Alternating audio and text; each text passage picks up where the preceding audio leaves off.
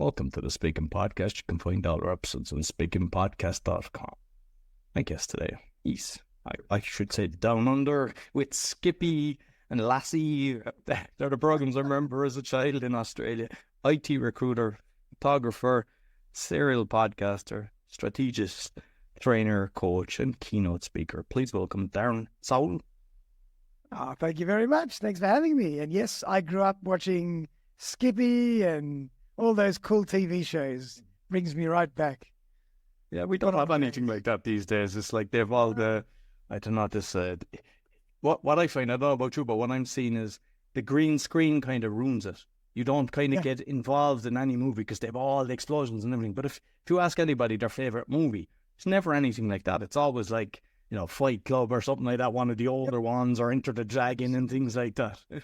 Yeah, don't get me started about movies. Like I'm rewatching old movies and old series. I've got a whole collection because I find them so good.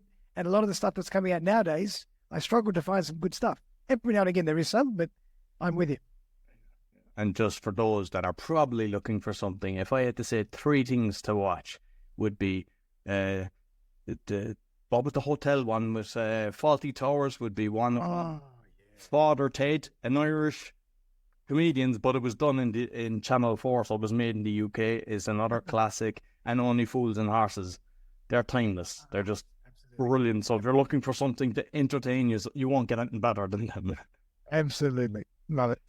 So, I mean, obviously we're going to go deep into the podcasting because, I've got the 6 shows. I love it. But I want to learn a bit more about Darren and kind of your own journey, because I assume photography came first, or what? You might kind of let the listeners know a bit more about it. Yeah, you bet, man.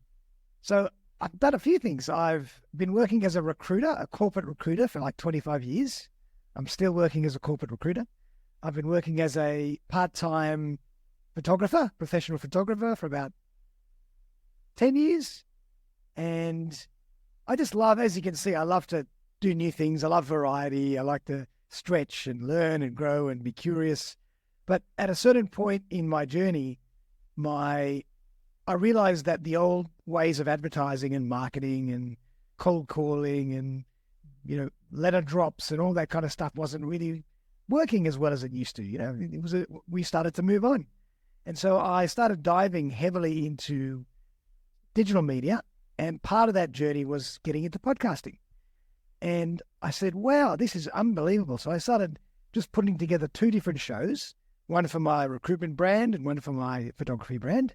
So I still have both those shows today, but the photography brand has kind of metamorphosized into a whole podcasting ecosystem where I do teaching and coaching and interview lots of different people about different things and all sorts of different genres in the podcasting space. And I've just exploded my love for podcasting, and I can just honestly say that it's been the most rewarding and fun and incredible activity from a marketing point of view as well, and a business generation point of view, but also to have a lot of fun. So that's a little bit of a nutshell, 25, 30 years summarized in 10 seconds. And I suppose, because I'm a serial entrepreneur, I've had about 20 companies. I'm always doing a lot of things, as well as having 6 podcasts. But you must know, you've come across a few people and they go, I don't have time to do 1 show a week or whatever. It's like so much work. So obviously you're churning out a lot as well. So how do you manage your time? Yeah, I reckon, I was just thinking about that this morning. I'm actually quite passionate about being organized and being systemized in general. Without good systems and without good organization and planning, that's when you start falling apart. That's when everything starts to fall through the cracks. So that's number one. You have to really know, you plan your next day, you have your diary mapped out, and you follow it properly, and everything that you need to do goes in the diary, nothing slips through, and you really have good systems. And then I try to automate stuff as well. So I like to have scripts that I automate or cut and paste, or anytime that I'm trying to do something for the second or third time, I'm thinking, I'm going to find a way to automate this, because I'm not going to be retyping this 100 times.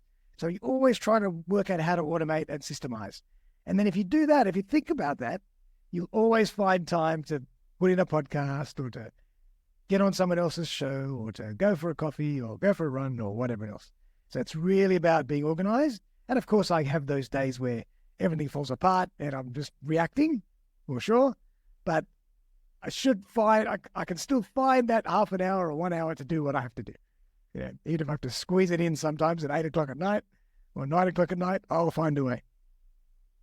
Yeah, I mean, I'm the same. I mean, like everything is systemized, and so even like if you have guests, like what they can do, and it's like everything is on a drive, and cut and paste, and then you're just changing, the link for the thing. But yeah, so many people don't do that, and it's like I'm constantly looking. How can I reduce this? How can I stop this? How can I automate this? It's like, can I do this automatically? And even with the forms, I started doing the forms because I found that even the booking, because it was a back and forth. And then I just said, okay, fill out the form. Here's your link. Book your days and time. And then, and I don't know about you actually, because I mean, obviously, do you do pre-calls? Because I've heard pros and cons, and I tell you what I've heard first. I don't do them, but I've been on a lot of shows. I mean, I go on shows like yourself. And some people say they want to kind of build the relationship first and see how we get, and then you have, and yes, I agree to that, it can have a good thing, but I also love, I mean, we haven't spoken before, and I like that as well. I like the kind of, we don't know where it's going, and it's kind of, it's like curious, what way do you do pre-calls? No pre-calls. I'm the same. I'm exactly the same as you. I almost, number one, I don't have the time. Like that's what I really don't want to, that means double work. Every episode's got to have double work now. So that I won't do. But I believe as well as a podcast host, and I'm sure you believe as well, that it's our job to dig and find the gold out of every person in every story. And most of the time you can find something amazing that you can share with your audience. So if you think about it from that point of view, every guest has a potential to be valuable. And it's just about how you work with those people and how you manage things. But it's also in the pre-work. So, for example, as you said, I set up a whole page now, like a web page, and I give them a list of exactly what to expect, how to prepare for the episode, how to make sure they're lit well, how to sound good, what I link to this form and fill out all your details, tell me about what you might want to talk about, give me all your links, give me your bio, give me your photo, give me your logo. Click into Calendly, and all I do is send one link. So there it is. It's all there. Set it up. And then I get them to do as much work as I can for me. And then all I do, as you say, is just plug it in, and then off I go. So, you got it. It's systemization again. Everything's about like previous to that, it was like you'd be trying to find the bio to include in the show notes. Then you're going through all the pictures. And like, And I don't know about you, but one of the things that I have, it depends on the podcast, because not all my podcasts are kind of fun and stuff like that, but I'd say like fun and crazy is helpful. So if people send me a picture because it grabs attention, and I got some incredible pictures from people just by writing that. Whereas I'd be going through looking for, you're just saving hours and hours of time by doing it that way. Absolutely. And then collecting all the links. I say, have you got your own podcast? Put the link in. All your social channels, put the link in. Have you got a fun title that you might want to use? Put it in and I'll tweak it. So I'm getting to do them as much work as I can. And then it takes me literally 10 minutes to set the prep up for the episode. I send it back to them and I'm ready to go. So it's amazing how you can systemize and automate, and it's very low cost, if free, with all the great tools out there these days, like Calendly and One Page. There's actually a better one than Calendly. I think, because Calendly is like $100 or something like that.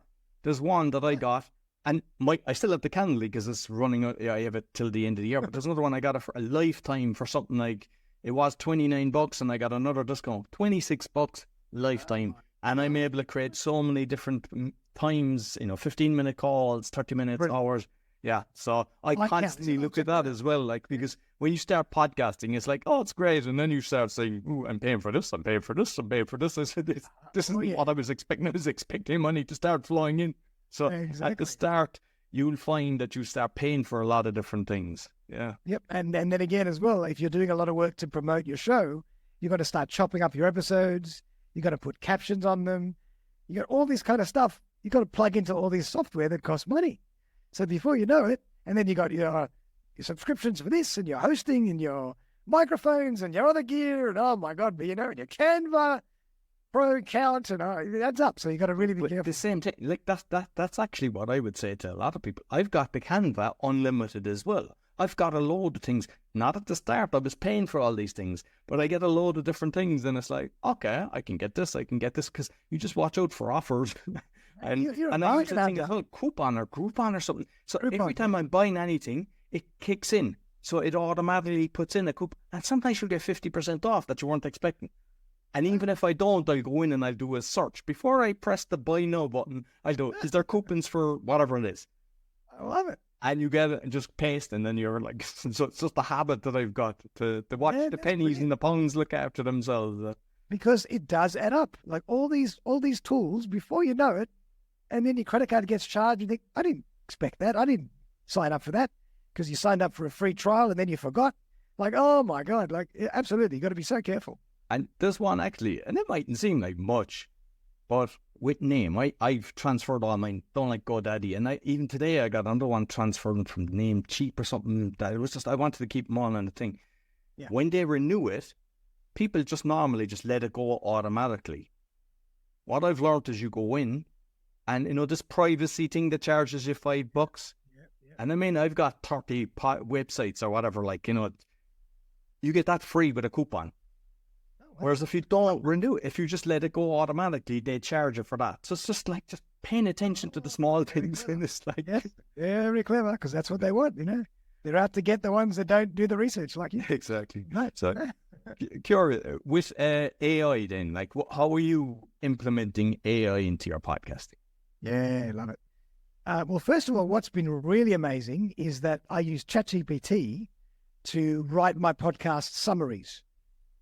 Like after that, my show notes. It's been, so all that information that I've gathered from my guest to prepare the episode, I usually email that back to them and say, here's a framework for the episode. Just get ready, prepare yourself.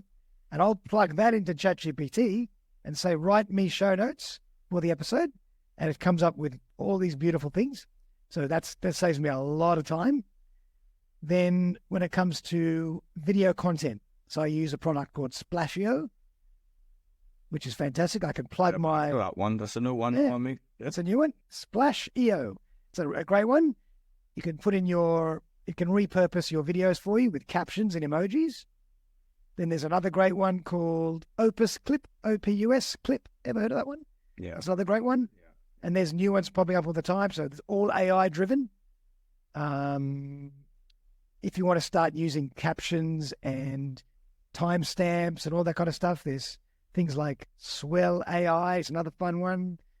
And then if you want to go even further, there's two tools that I just absolutely love. One is called Goblin Tools, Goblin, and the other one is called Gamma, Gamma, Gamma Presentation. And what these things can do is, let's say you want to create content after you've done your podcast and you want to leverage it and turn it into a presentation or a PDF that you can put on social media or send out to your newsletter or put in a resource center or whatever. Gamma, for example, you can take a little snippet of your transcript or even just type in a couple of lines and it will put together an AI-driven presentation, 10 to 20 pages with incredible content, pictures, graphics, and arrows and boxes, and it's beautifully presented. And you can turn that into a PDF or an actual PowerPoint, all AI-driven in about 10 seconds. So that's insane. And then Goblin Tools is a great little thing. If you say you want to research you want to write an article on how to start a podcast, you just type in how to start a podcast. It'll come up with 5 or 10 steps. Bang, bang, bang, bang, bang. Then you can go and further expand each step into another 5 or 10 steps. And then you have this massive resource center, which you can again go and plug into ChatGPT, Gamma, and turn into a presentation. So all this work is being done for you with just a one-line prompt. So there's some amazing AI tools out there. So I'm loving it. And I believe because I have my Polish one on Podbean, and I think your one is on Podbean as well. My Podbean as well, yeah. Like, not only does it give me titles, but it gives me the podcast description, and it is so good. It's like really good. And I found, because I want to touch on the platforms actually, because I found with that, it was getting me to go to Samsung TV and so many different platforms that it was so well organized. Wow. The Podbean, that, because it gives you the tools, but you have to open the door and start searching around. It just doesn't do it for you. You have to kind of start going, okay, I navigate this. So, like, do you have all your podcasts on Podbean, or what are the platforms? Yeah, funny you should ask. So I've got one podcast on Spotify for podcasters, and that's the one I started really diving into because it had a bit more content creation tools in there. I think they've changed that now because they've done a deal with Riverside, which is a fantastic product, and they're doing some collaboration. But then I use my main podcast for my suspended animation brand on Podbean, but I haven't looked under the hood like you have. So I've got to go and have a look and see about all these different things because I'm probably missing out. No, to be honest with you, it's really good. Like this, and you can connect it with Facebook, YouTube, and all this as well. So it automatically blasts it out. Twitter, yeah. And I've got my other ones on Spotify, and basically, because you're kind of podcasting, I don't know what year you started. I was 2018, but it was with Anchor, and they were so good for customer service and everything. It was like brilliant. But Spotify, it's like so difficult, and like a lot of people think, oh, you're safe with a podcast, getting information out. I had an episode recently just removed, and they wouldn't give me the reason. They just said it went against their guidelines. And a friend of mine who I used to do shows with on my Awakening podcast, they deplatformed him, and when he tried to get his RSS feed to put it somewhere else, they'd be engaged in a conversation, and they just end the conversation. And he tried about 20 times, and in the end he just gave up and he stopped podcasting, which was a shame because he's actually very good at it. And it's like, you get the likes of Rogan and all this talking about stuff, but we kind of know, like, I go a bit deep, and we're kind of showing the truth as opposed to what people kind of think is the truth, and they don't like it, and it's like, so is there other ones that you use? Because like, I don't trust Spotify for their numbers. I've heard of Buzzsprout. Is it Buzzsprout? I don't like their website. Like, I think Buzzsprout, there's a lot of people. Is it Pat Flynn or something? Like, loads of people use that because, I mean, I'm obviously researching a lot of the guests when they come on. I look at their podcasts and all this. But I don't like or the same with Lipson. I don't like the platform. It looks terrible. And it's like, if I'm sending people there, I mean, I've got very good websites. All my websites Podbean, Podpage is the one I use. So it looks very professional. You can have the store, the sponsorship and everything. It looks way better. So you can just divert it. But when I look at people, and they have good shows, I think that's why they're not getting good rankings, because it's like people go in and it's like, it's not appealing.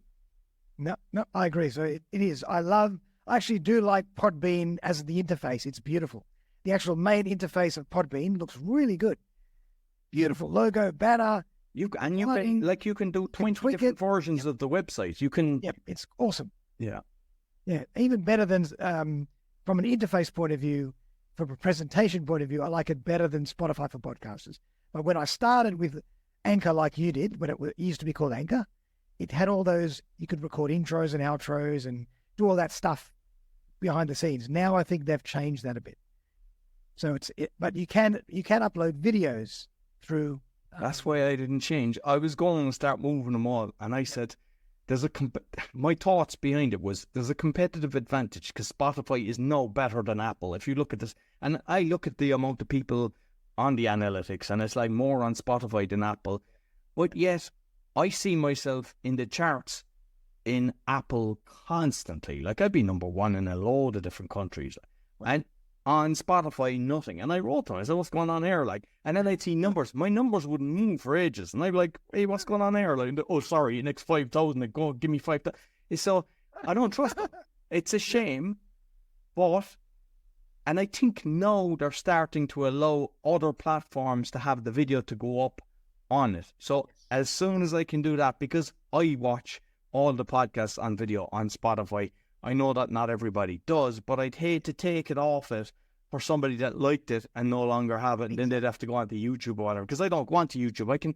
Usually what I can do is I can be doing my stats, or I can be working out stuff, kind of, and I'd have it playing there. And then, for example, Patrick Bet David, sometimes they're showing a graphic or something, and you could just look and pause whatever you're doing. Then you come back. So I don't want to take that off. Like, yeah, and there's other ones as well. Like, is there any other that you've kind of heard of that you think, this is great? Because I've researched like probably 30. I went through all the different things. Like one of the things on the Buzzsprout that I didn't like, and it annoyed me. And I advise people that I kind of coach, they go, oh, it's free, but it's like 2 hours a month and it disappears after, is it a month or 90 days? And I was like, people don't even understand that. That is sneaky. That is like, whereas Spotify is free. So if someone has a budget, they're watching the budget, go on that.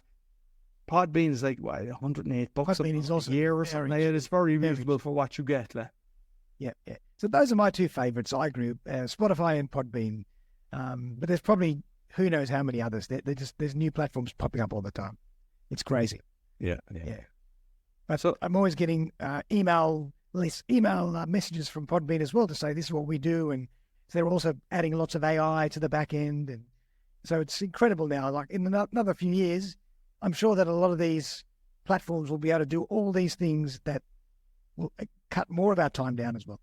But yeah, and I don't know, have you actually done the languages? Because I mean, I'm constantly getting people like beta testers coming, saying, "Oh, we're creating this, and will you test it?" And one of them was actually in the languages, so I created my podcast, just sections of it, like 5 minutes in Spanish, and there was some other language as well, and it was so good because it's in my voice, and wow.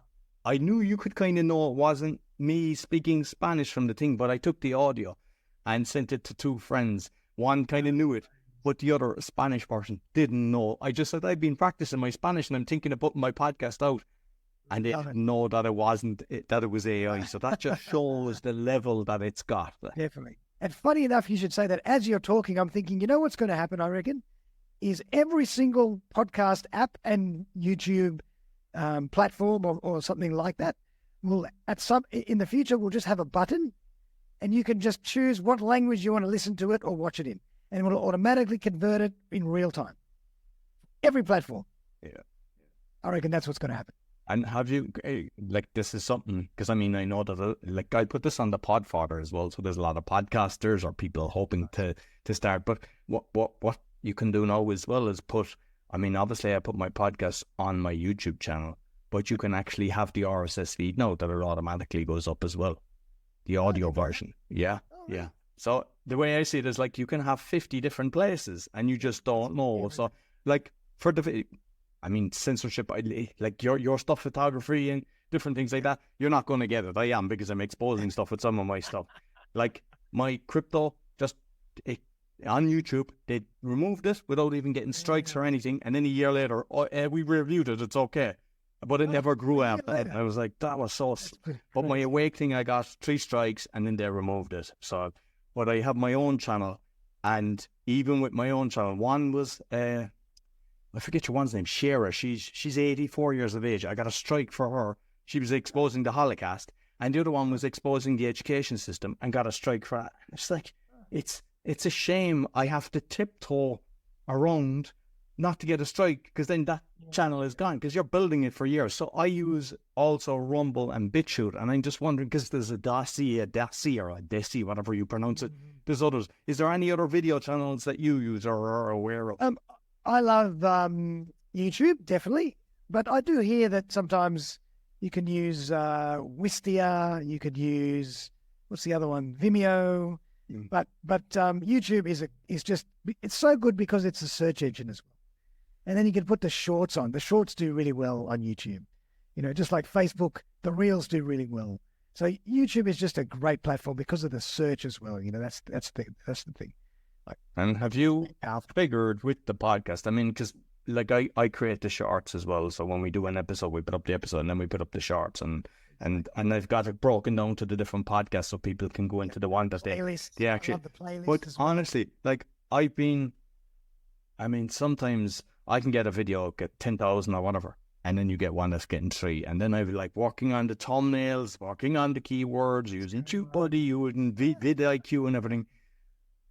I haven't the foggiest how it works, because I've tried so many different things and I'm looking for the secret sauce. Okay, it's just this. And when you think you have it, you go. And then sometimes my team would put out something and I'd look and I go, this has got 5,000. How did you do it? No keywords, no, they just put it up and they forgot to do everything, and you're going, what?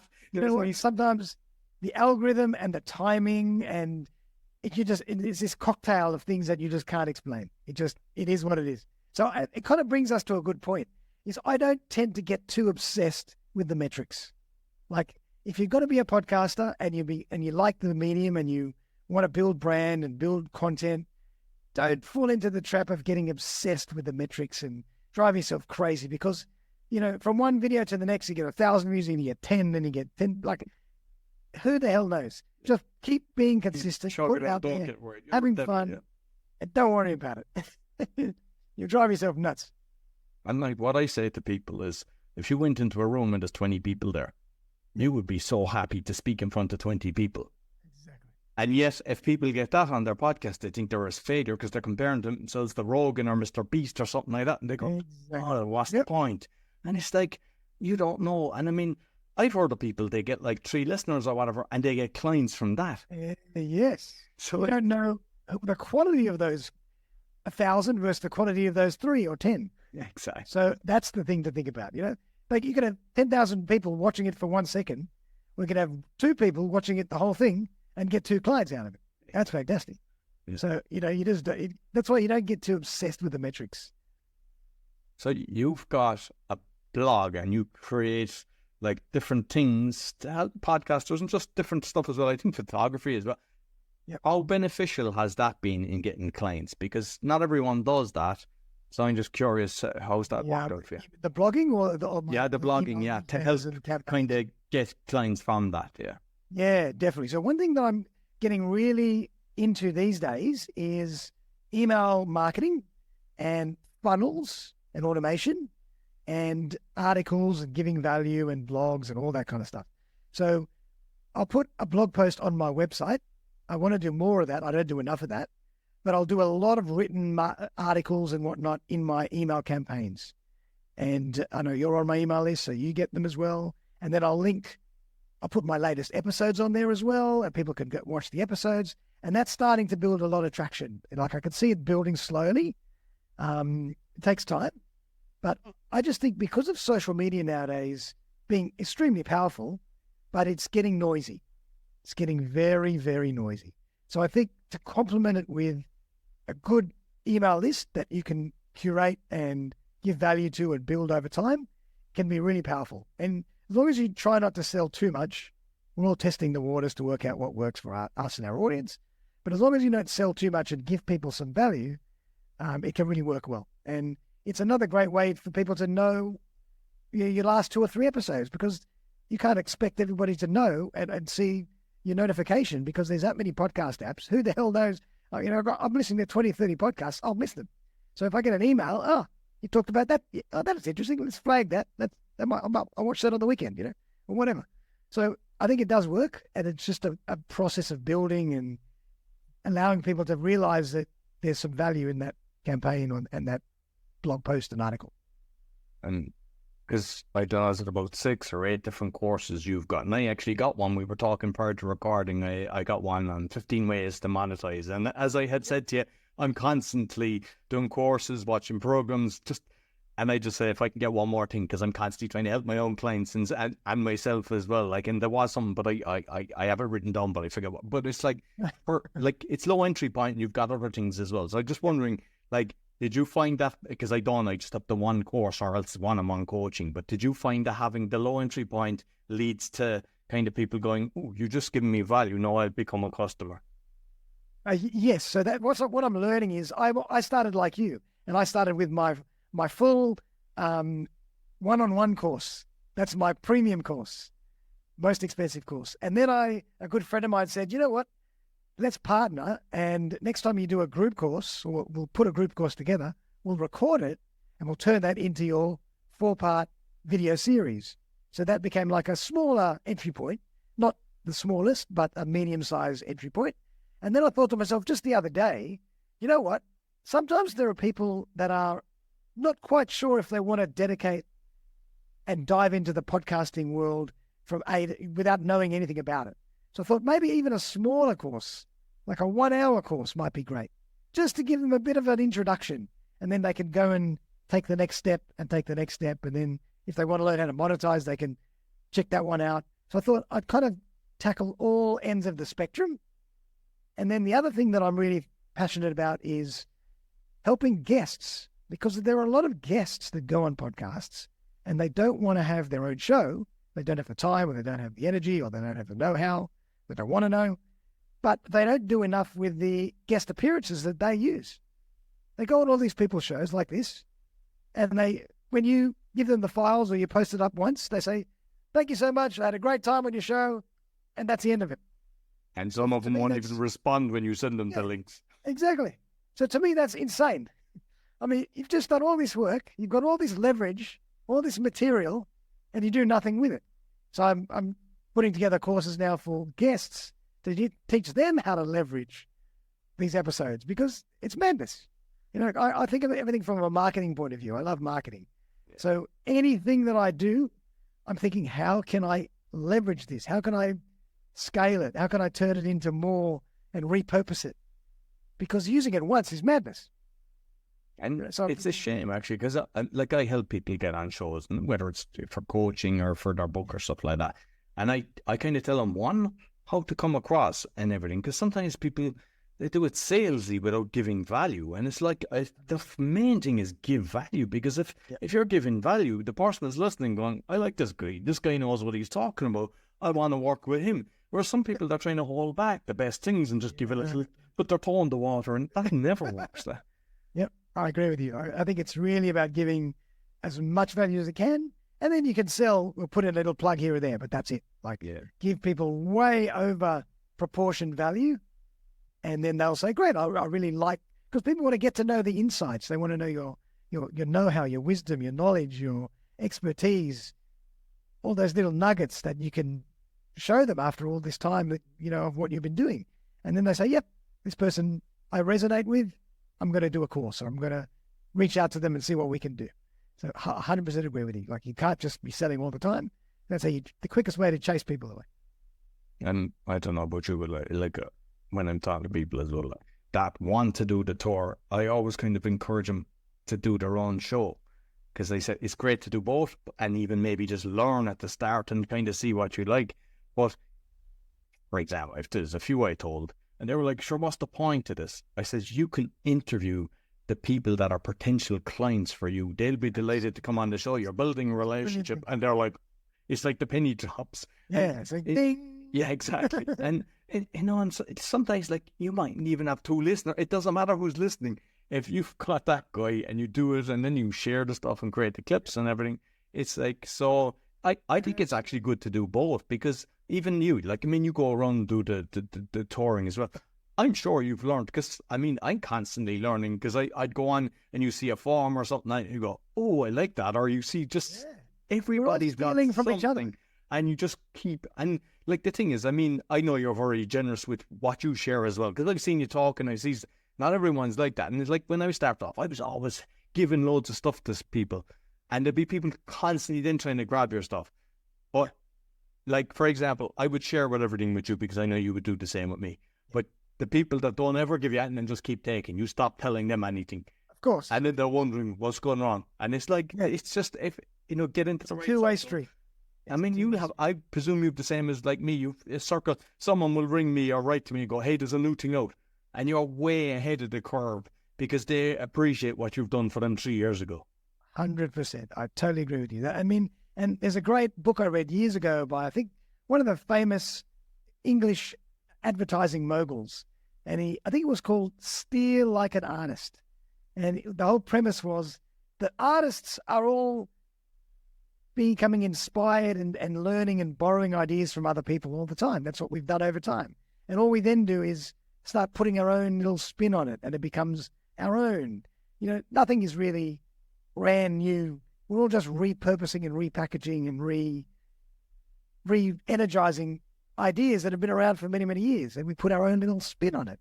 So we're all collaborating, we're sharing ideas, and, I'll learn something from you, you'll learn something from me, I'll learn something from someone else, and we all put it all together into our own little personal cocktail. And that's the whole part of it. That's the fun. Exactly. So with the social media, kind of, we've touched on it a little bit. It's a minefield, and I think you're on TikTok as well.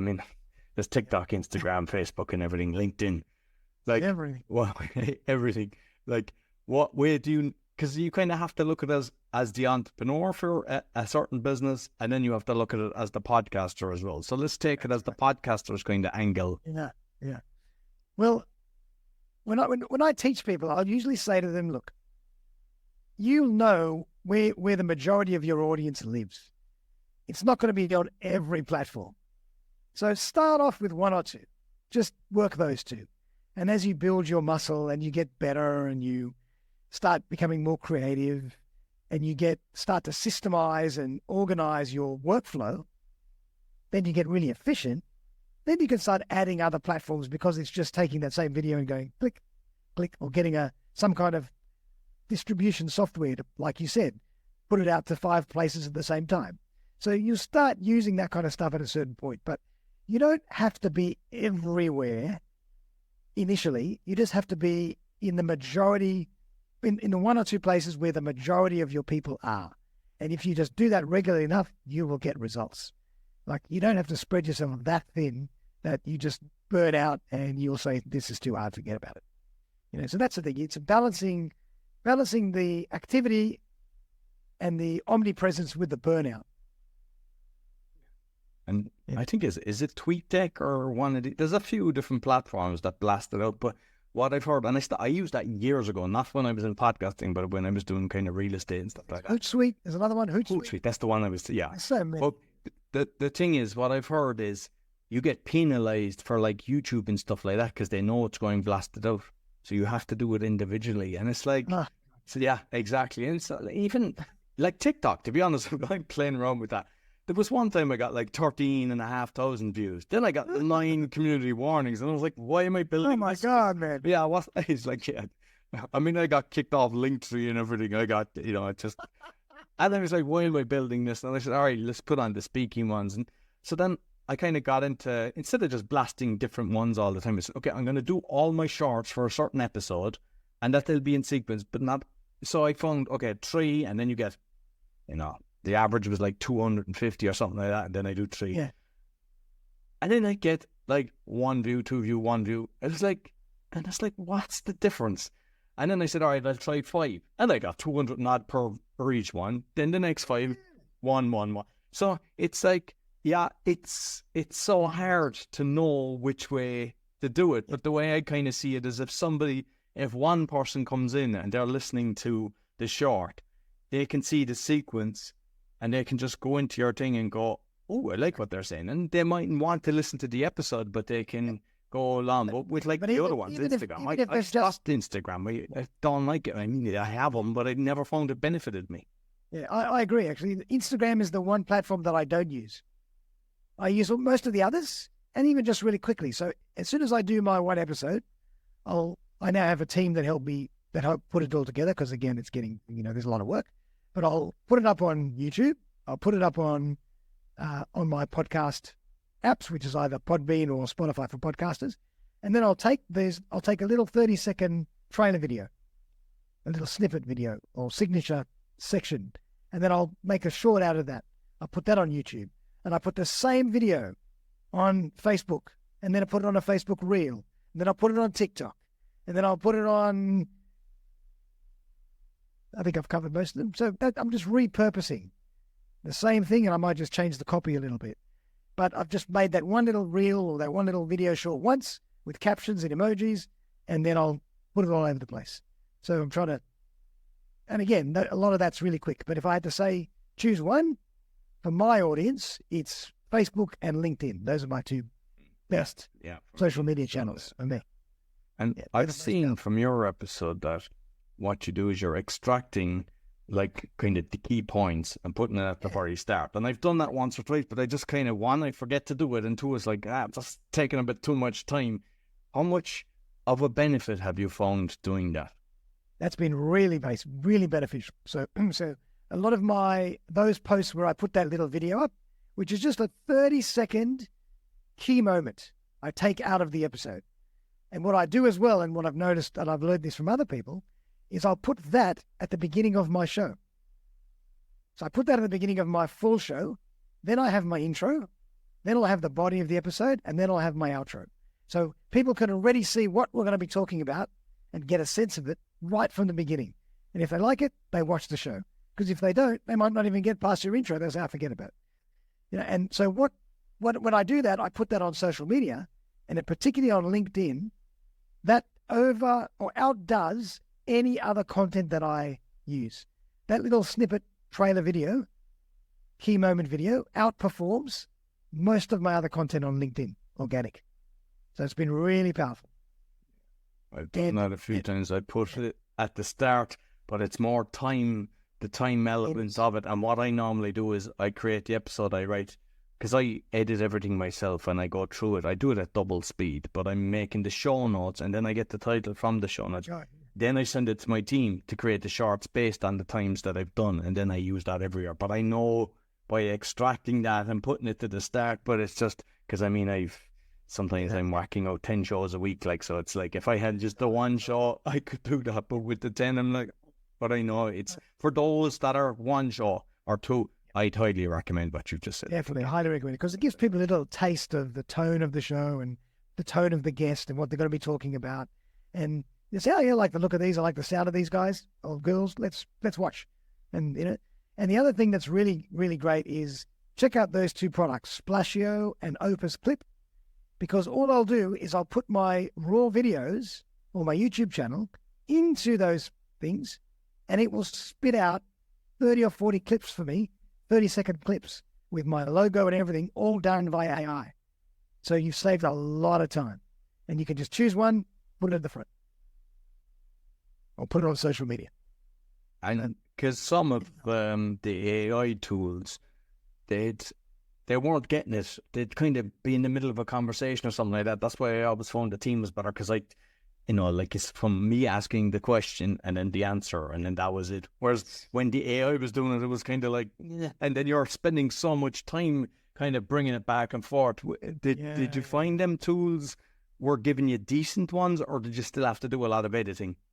So because I might set it up to give me 30-second clips, even if I get 5 or 6 really good ones, perfect. So I didn't have to do any editing. Like a lot of and they rate them. They give you, this one's 5 out of 5 for certain reasons. This one's 4 out of 5. This one's 3 out of 5. But I'm always going to get at least 5 or 6 good quality clips, 30-second clips from that, and some of the others I wouldn't use. But it saved me a lot of time. It's all done by AI in 15 minutes. It's pretty amazing. Darren, I thoroughly enjoyed it, and I know we'll be bouncing ideas off each other, and let's get you back again on the podcast so that we can share more stuff. Because at the end of the day, I think we want to keep people away from the mainstream media, because it's just regurgitating lies, and get people podcasting or sharing their knowledge on the tours, which you might let people know where they can find you. Yeah, you can find me on my website, just suspendedanimation.com.au. Then you can link to everything from there. So really easy, all one word. No, excellent. Okay, perfect. I'll make sure I put it both on the audio and the video. And this is going out on the speaking podcast, but also the Podfather, because we're talking all things podcasting. So that's basically the reason for that. And you'll find everything on podfather.me and speakingpodcast.com. Be sure to give us a thumbs up, 5-star rate, and share with your friends, and comment on what we discussed. Until next week, take care. So I hope you enjoyed this week's episode. As mentioned at the start, you'll find my 6 podcasts on bio.link/podcaster. And also, if you'd like to start a podcast or do a podcasting tour, you'll find the information on that or on the QR code that's there. Be sure to give us a thumbs up, 5-star rating, and share with your friends, because it really helps. Until next week, take care.